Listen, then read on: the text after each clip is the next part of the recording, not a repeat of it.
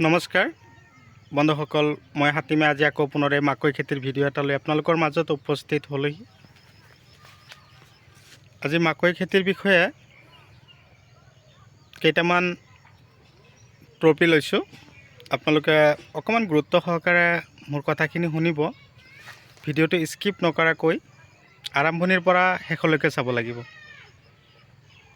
তাৰমানে মাকৈ খেতিৰ সমস্যাৰ বিষয়ে মই আজি আলোচনা কৰিম। আজি কেৱল কেনেকৈ কৰিব লাগে, দানা সাৰ কিমান দিব লাগে সেইটো মই আলোচনা নকৰোঁ।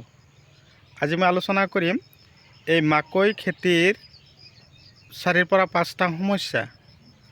ধৰক মাকৈ খেতি কৰিছে, মাকৈ খেতি কৰাৰ পিছত পোকে নানান ধৰণৰ সমস্যা দেখা দিয়ে। আকৌ মাকৈ গছৰ পাতবিলাক হঠাতে হালধীয়া হৈ যায়।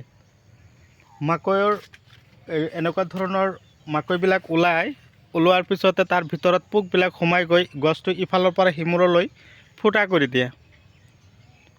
তো এনেকুৱা ধৰণৰ সমস্যা যদি আমি পৰিছোঁ, তাৰ কাৰণে নিশ্চয় কিবা সমাধান আছে। তো সমাধান আমি কৰিম কেনেকৈ, তাৰ ফলত আমি কি ধৰণৰ ইনচেক্টিচাইড আমি ব্যৱহাৰ কৰিব লাগিব। আৰু গছবিলাক সৰু থাকোঁতে কি হয়, মাকৈ গছৰ গুৰিটো ক্ষীণাই যায় আৰু ক'লা দাগ পৰে, ক'লা দাগ পৰি যায়। কিছুমানৰ গছবিলাক সৰু থাকোঁতে আকৌ কি হৈ যায়, একদম গ্ৰীণ কালাৰ হৈ যায়। হালধীয়াৰ বিপৰীতে আৰু এটা কালাৰ হয়, যিটো এইটো হোৱাৰ লগে লগে তাৰমানে আপোনালোকে ভাবিব লাগিব যে গছৰ গ্ৰ'থ কিবা প্ৰব্লেম হৈছে, গছৰ শিপাৰ কিবা প্ৰব্লেম হৈছে। যদি গছে গ্ৰ'থ ভালদৰে হ'ব পৰা নাই, শিপাই যদি ভাল কাম কৰিব পৰা নাই, তেনেহ'লে আপোনালোকৰ খেতিত আপোনালোকে কি কৰিব লাগিব, নিশ্চয় শিপাৰ দানাৰ প্ৰয়োজন হ'ব। তাৰ কাৰণে মই আপোনালোকক কৈ থাকোঁ যে মাকৈ খেতি কৰিব ঠিকেই, মানুহে ধৰক ইজনে সিজনে কৰিছে, খেতিত যিমান খাদ্যৰ যোগান ধৰিব লাগে ধৰিছে, কিন্তু মাকৈ খেতিৰ গছবিলাকত তাৰমানে ইফালৰ পৰা সিফালে ফুটা কৰিছে। আপোনালোকে ধৰক ইমান টকা খৰচ কৰি আপোনালোকে মাকৈ খেতি কৰিছে, কিন্তু আপোনালোকে যিটো পোকৰ ঔষধ সেইটো কিনোতে আপোনালোকে ভয় নকৰিব। এই পোক যদি আপোনালোকে আঁতৰাব নোৱাৰে, পোকো কেনেকুৱা ধৰণৰ, এইটো পোক যেন এনেকুৱা ধৰণৰ সমস্যাত পেলাই দিয়ে আমাক। এতিয়া চাওক, মাকৈ গছ মোটামুটি 12 ফুটমান ওখ হৈ গৈছে। ইয়াৰ মাজত আমি স্প্ৰে কেনেকৈ কৰিম, এইটো এটা কুৱেশ্যন আহি পৰে। কিন্তু এতিয়া আমাৰ ধৰক চাৰ্জাৰ মেচিন আছে, লাইনৰ ইলেক্ট্ৰিচিটি মেচিন আমি পাই আছোঁ। সেই ইলেক্ট্ৰিচিটি মেচিনেদি আমি কি কৰিব লাগিব, কমেও 25 ফুট দূৰত যায় স্প্ৰে কৰোঁতে। সেইকাৰণে মাজত এটা ফাঁকা ৰাখিব লাগে, কিন্তু ঠিক মাজত খেতিৰ সেইটো লাইন লগাব নালাগে। ইফালেও 25 ফুট যাব, ইফালেও 25 ফুট যাব। আপোনালোকে স্প্ৰে কৰিলে মাজে মাজে কমেও 15-20 দিন পিছে পিছে গছৰ সৰুৰ পৰা মাকৈ অহালৈকে খেতিত স্প্ৰে কৰি যাবই লাগিব। এতিয়া কি ঔষধ দিব আপোনালোকক মই কৈ আছোঁ, শ্বৰ্ট। মনত ৰাখিব, ঔষধটোৰ নাম হ'ল শ্বৰ্ট।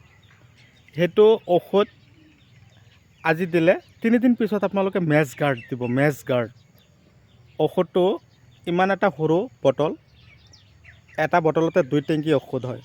এই মেজ গাৰ্ড আৰু শ্বৰ্ট, আজি শ্বৰ্ট দিলে 3 দিন পিছত আকৌ মেজ গাৰ্ড যদি আপোনালোকে স্প্ৰে কৰিব পাৰে, তেনেহ'লে আপোনালোকৰ এই ইফালৰ পৰা সিফালে যে ফুটা কৰি পাৰ হৈ যায় পোকটো, সেইটো আৰু নাথাকিব। আৰু গছবিলাক সৰু থাকোঁতে আমি কি কৰিব লাগিব, ডাষ্টাৰ দিব দিছিলোঁ। আপোনালোকে মোটামুটি গছৰ বয়স 30-35 দিন হোৱাৰ পিছত আপোনালোকে গ্ৰেছে স্প্ৰে কৰিব। গ্ৰেছে স্প্ৰে কৰিলে গছৰ সৰু থাকোঁতে যিবিলাক পোকে আক্ৰমণ কৰে, লাহে লাহে সেই পোকবিলাকে কি কৰে, এই পাতত বহি থাকে। বহি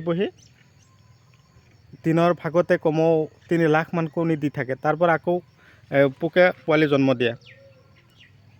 পিছত আকৌ সেই পোকবিলাক কি কৰে, গছৰ পাতৰ একদম উলট পালট কৰি থাকে, গছৰ পাতবিলাক হালধীয়া কৰি পেলাই।